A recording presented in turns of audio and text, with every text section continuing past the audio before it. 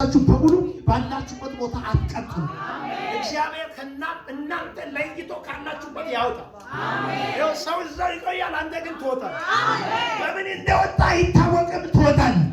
ጮክ ብለህ እወጣለሁ ብለህ ምክንያቱም ኢየሱስ ይህችን ፋሲካ እያከበረ ልክ ለመግደል ይማከሩት ነበር። ኢየሱስ ነው ምገርማችሁ ነው ለመግደል እየተማከሩ እንደው ባላችሁበት እንደማትቀጥሩ ነገር ለመግደል ሲማከሩ አንድ ነገር ገባበት። ኢየሱስ ምን የሚል ነገር ገባ?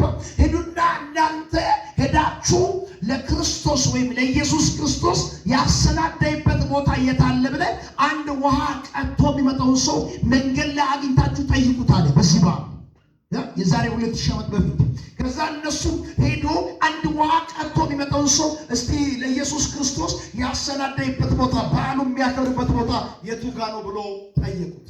እሱ ወስዶ አሳያቸው። እነዛ ቦታ ላይ ልክ ምግቡ ተዘጋጅቶ የሚበላ የሚጠጣ ሁሉ ተዘጋጅቶ እሱ ሲመጣ እንደ ድሮ ልክ በደቀ መዛሙርት መሃል ሆኖ አልመጣም። ቀጥ ብሎ በመንፈስ ቅዱስ አማካይነት በየት እንደገባ ይታወቅ በሩን ሰንጥቆ